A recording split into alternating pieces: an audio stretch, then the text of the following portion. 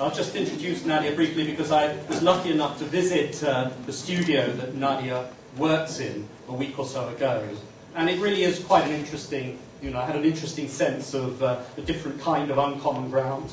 A space, in a way, within the sort of, the full authoritarian presence of a provincie house, where you had to go through numerous glass doors with special cars to get in. And then finally found myself in what felt like quite a free space, divided up into different practitioners' working spaces, and introduced into this a 2-year project, which is now coming to its conclusion, in which a group of architects and urban developers have been brought in by a political group and assigned to the job of intervening creatively and influencing people involved in the decision-making process, which is the integration of the Zuidvleugel. And I'm sure Daphne will say the same thing in a more articulate way with pictures.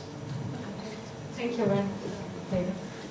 Okay, I'm Nadia Casabella. I think what is very important is to establish a difference between the Atelier Zuidvleugel, which is a kind of a studio, as David was mentioning, and the Noordvleugel, because the work of Daphne, of the Noordvleugel, is much more institutionalized than our work. We were created as a kind of a free place or independent think tank within the province of South Holland in order to rethink the regional project, between brackets. So the regional project, because what has happened and was also mentioned by Daphne, is that more and more regions in the whole of Europe are experiencing, in the way they work, the way they grow physically, a kind of scaling up, which is putting new demands to planners, to urbanists, to landscape architects, to everyone who is involved in the organization, the spatial organization of these territories.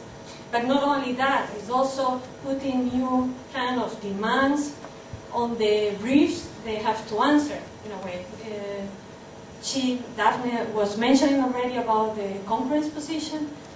Everyone in Europe, across Europe, is talking about the same. Every region, every metropolitan region is busy trying to build up a strategy, not any longer a plan, but a strategy to be able to cope with this international conference or this global conference. So, but we are slightly different. So I'm gonna, my presentation is gonna be much more chaotic than Daphne, I'm sorry. I'm gonna go through a lot of different material. I thought that it was more interesting to show a bit the kind of design techniques or tools or methods we develop rather than looking at the content or going very deep into the content of the projects themselves.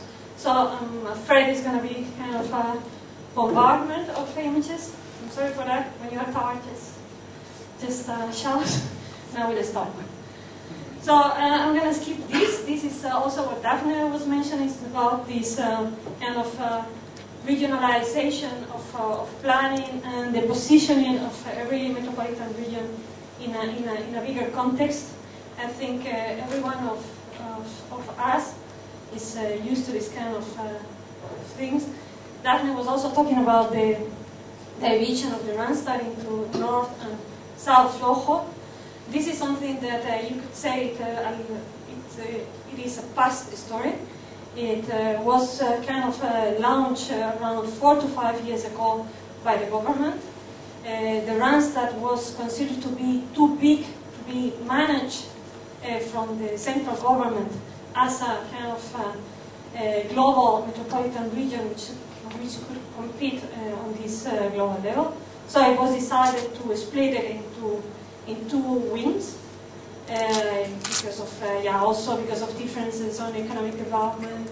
The north region is much more prosperous and is doing much better than the south region.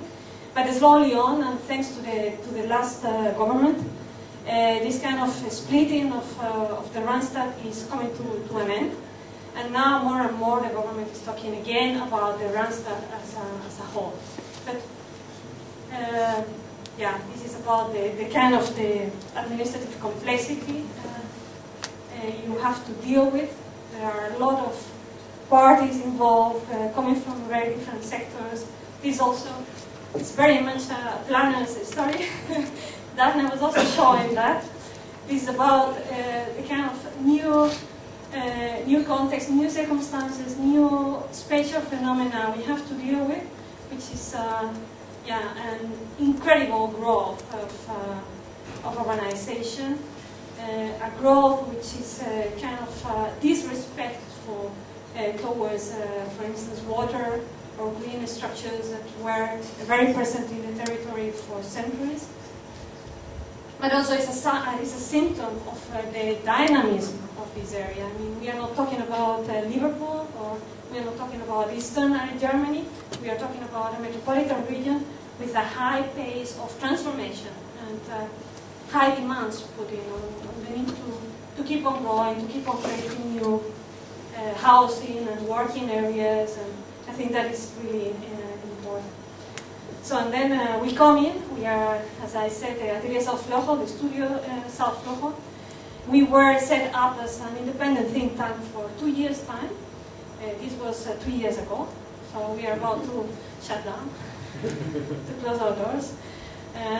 So I'm going to talk about the things we did and other things we are going to do any longer, which is a pity. And we were set up by the province, but not even embedded institutionally. There was the director of one of the departments within the province had this idea of setting up an independent think tank which could bring in new ideas for the regional planning. And he himself used the budget which was personally assigned to set up this atelier.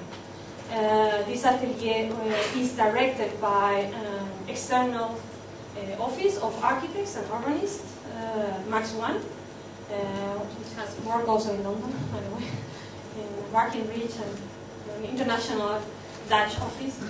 And originally we were just 4 architects working in this atelier. The brief we got for a start was kind of coordinating the different scales and projects that were going through the province. But funny enough, we got the task of coordinating, but we got no kind of power or possibilities or capacity to build up this coordination. So we were completely aside of what on the left side is the policy wall, so the political decision making on the policy. We were the atelier in the middle, and then there was part of research and design. So we were put in the middle, but without any kind of capacity to manipulate, to take part, to intervene in the process. So what we did was to look for kind of coalitions with external parties, or internal even, like the province or the metropolitan regions or the municipalities, but also universities,